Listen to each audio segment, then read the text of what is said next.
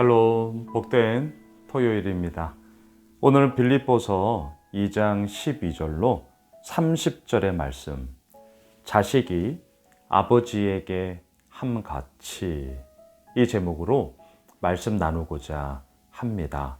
저는 이 본문 22절, 빌립보서 2장 22절이 제가 분립개척을 하겠다라고 다짐을 하고 작정을 하게 된 직접적인 말씀입니다.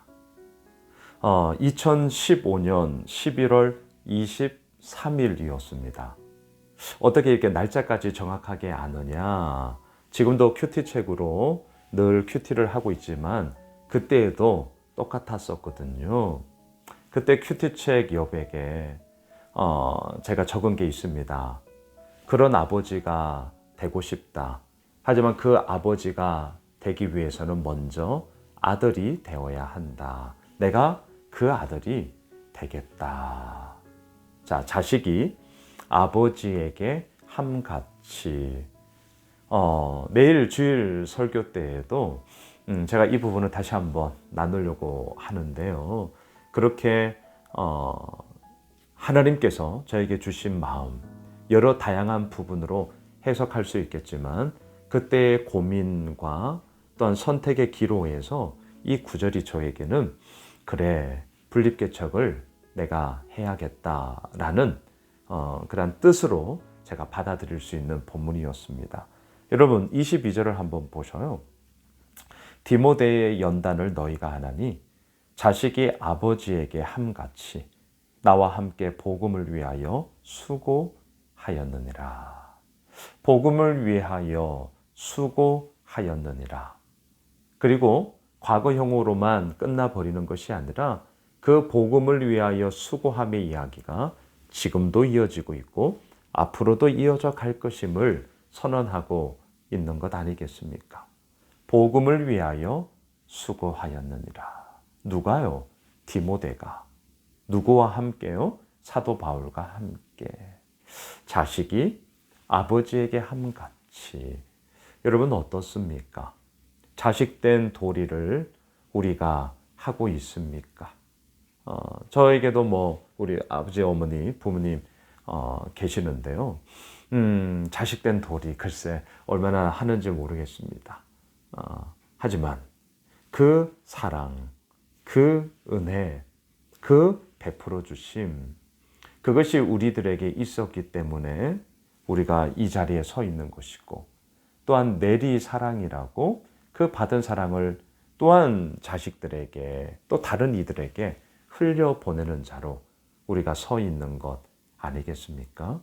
자, 자식이 아버지에게 함같이.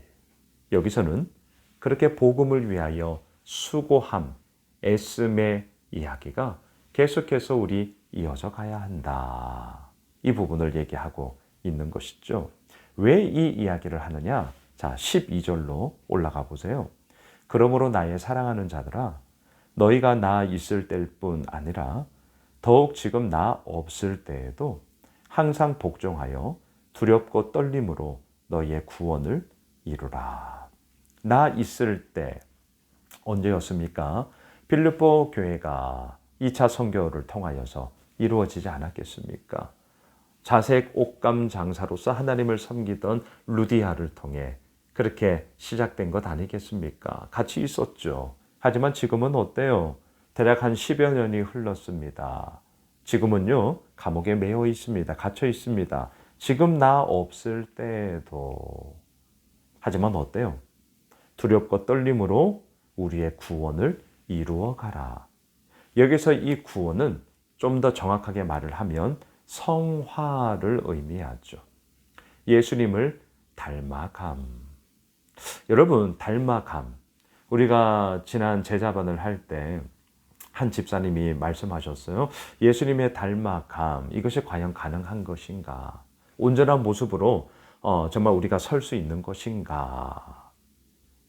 제가 그렇게 말씀을 드렸습니다. 그래서 성화와 영화를 우리는 구분해야 된다. 자, 오늘 본문에서는 성화예요.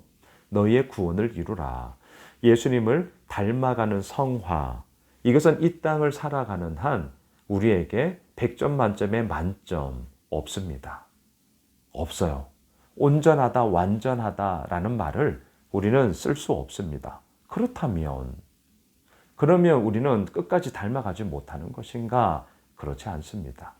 성화의 과정이 우리에게 이 땅 가운데는 있지만 하나님과 함께 거하는 그 날에는 영화라는 말로 우리가 바꿀 수 있는 것이죠. 그때는요, 모든 정말 불순물들, 부족함, 연약함들이 사라진 완전함 그 자체로서 하나님의 영광 가운데 거하는 영화로운 자로 우리가 산단 말이죠. 사도 바울은 그 얘기를 하는 것입니다. 이 땅에 두렵고 떨림으로 경외함, 이런 말 아닙니까? 경외함으로 우리에게 주어진 이 구원 속에 그 은혜를, 성화를 이루어 나아가야 한다. 그 얘기를 하고 있는 것이죠. 그러면서요, 13절, 너희 안에서 행하시는 이는 하나님이시니 자기의 기쁘신 뜻을 위하여 너희에게 소원을 두고 행하게 하신다. 하나님이 우리 가운데 행하고 계십니다. 하나님은 어떻게 일하십니까? 당신의 뜻을 우리 가운데 소원으로 품게 하신다는 거예요. 그럼 거꾸로 우리에게 소원이 있어요. 물론 그 출처가 나의 간절함으로 이루어지는 것인지 아니면 하나님께서 주신 마음인지 이것도 참 쉽지는 않습니다. 그러니까 하나님이 주신 그 비전, 하지만 나의 야망, 이게 뒤섞일 수가 있거든요.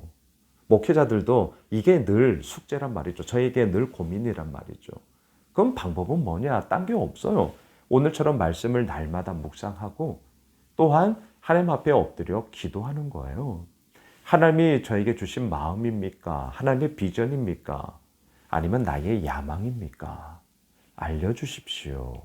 이것밖에 없더라고요. 때로는 뒤섞여서 참 힘이 듭니다.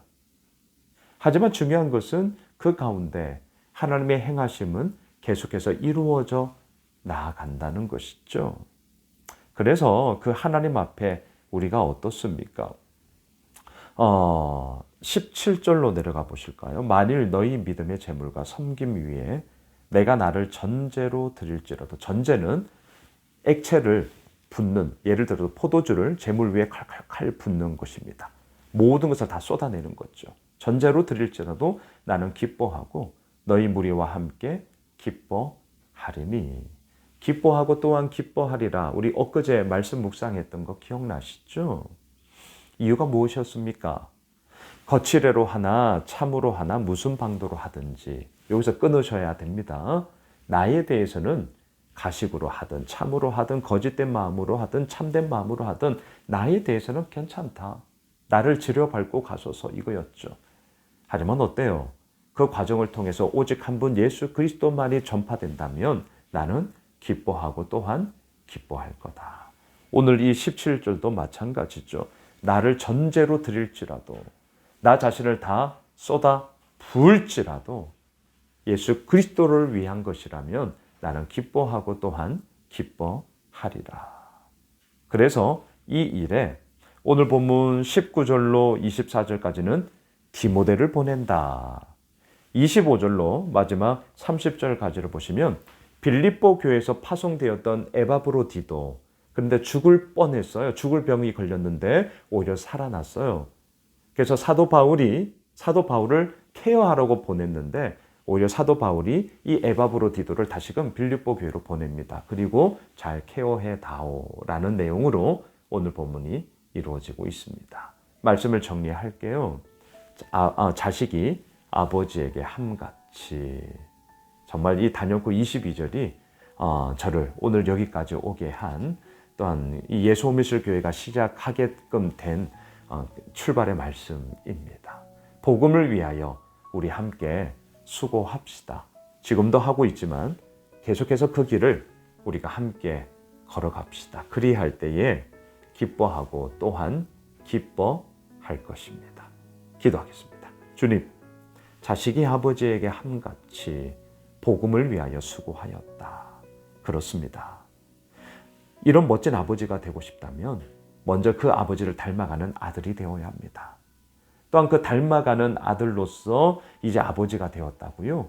그렇다면 또 그 아버지로서의 본을 보여야 하는 것이죠. 주님, 우리 예수 오미실 교회를 통하여서 이러한 믿음의 이야기의 능력들이 계속해서 넘쳐나는 주의 복된 은혜 더하여 주시옵소서. 예수님의 이름으로 기도드리옵나이다. 아멘. 오늘 말씀 붙잡고요. 내일 12월 셋째 주 주일 예배 있습니다. 함께 마음 다해 기쁨과 감사함으로 예배 드리면 좋겠습니다. 또 우리 가지고 나온 개인의 기도 제목 붙잡고요. 함께 기도하겠습니다.